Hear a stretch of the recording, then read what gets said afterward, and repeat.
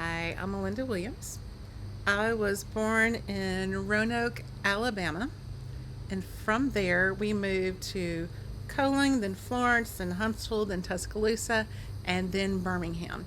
And the reason it has a church and all of those little zigzags is because I am a Methodist preacher's kid. So every June, our church conference had a big general meeting, and they decided where you were going to live and what church or churches you were going to serve. And my parents always said that it's not just my dad serving churches, it's the family. So I moved around a pretty good bit when I was younger. You didn't really get much of a say in where you were going or where you would be serving. You were just told, so you left. That usually, we found out usually the second week in June, and then by the end of June, we were moved to our next home. So we lived in a parsonage, which is a house owned by churches. And you, for example, like if I wanted to paint my room pink, it had to go through a committee at the church. I couldn't just paint my room. So it was kind of tough growing up. Also, I'm not an extrovert. I'm kind of shy. I'm not real introverted, but I'm not extremely outgoing. So that was really hard. It was probably good for me, to be honest, as far as making myself get out there and meet new people and learning how to adapt. But as a kid, my brother did a much better job and helped take care of me a pretty good bit, getting me out there and helping me make friends and stuff. So from there, I graduated high school and I went to the University of Alabama, Roll Tide.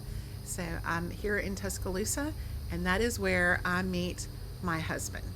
So my husband and I met my senior year of school at the university, and we got married and we moved to the town that he is from, which is Memphis.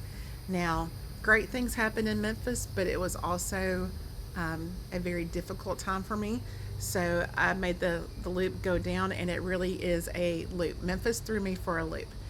So I did Memphis in blue compared to everything else in pink because one, Memphis is the city of blues. It has a very different culture there, lots of blues music and things.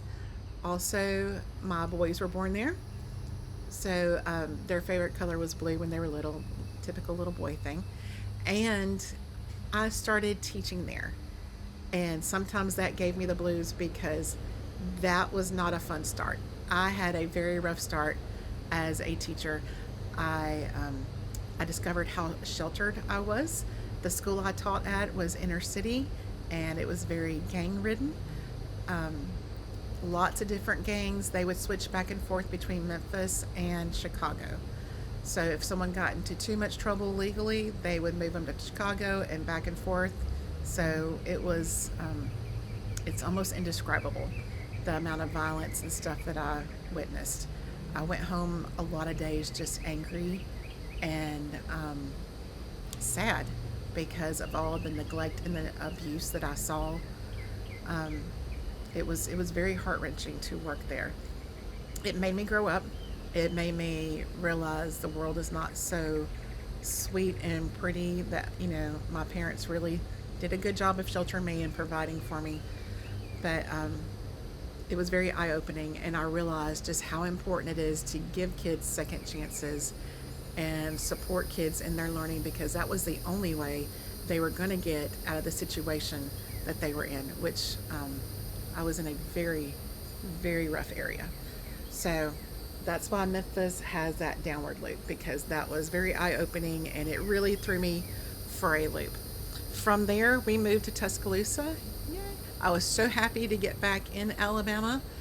Um, my family's here, and Brad's family that lived in Memphis followed us here. So they live about 20 minutes away from us, which is nice. We have all our family fairly close, all the immediate family really close. And in Tuscaloosa right now, if you were to walk inside my house, you would see lots of artwork because my mom's an artist. She likes to do oil paintings. My brother is an author, and you will see his books plus a lot of other books. My family reads a pretty good bit. We give books for birthdays and Christmas and all that because we're all big readers. You also see a lot of tech, and that's not because I'm very technology oriented, it's because everybody else is. So I just get to reap those benefits. I can say goodnight and the whole house shuts down, the garage door closes. I can say good morning and a certain song will come on and greet me, or there's various things that we can do because the way my husband and boys set things up, and there's lots of PlayStations and computer screens and different things, and I have no idea how any of that works. But it doesn't matter because they've got that. So after Tuscaloosa, I've got lots of little loops because I never really and truly thought about where I'm going after this, what my future holds. And that really, that question kind of bothered me. My husband started a new job a little over a year ago. He and some other people started a brand new bank called Local Bank. And he has to get together the software and everything. And the government really has their hands in every single little aspect, and everything, of course, is expensive. But that's been a big challenge. And I started at a new school this past year, so I am liking it. I switched from the middle school to the high school. Um, I'm not sure how many years I have left. It just kind of depends on my retirement from Tennessee, where I taught there. But I am finishing my degree soon, so I'm excited about that. Overall, my goals are just to um, be there and support my family and possibly travel some. But probably my biggest goal is to have an impact on my community. Community service was something that both Brad and my families both really emphasized growing up. When my dad would go visit people, instead of getting a babysitter, he usually took me with him. So my brother and I um, cleaned up a lot of yards and visited with a lot of elderly and shut-ins because that was good for them and it was good for us. So community service has always been important, and I'm hoping I'm serving by being a good role model and teacher at my school. That's something that I strive for, and I always strive to improve on each and every day. So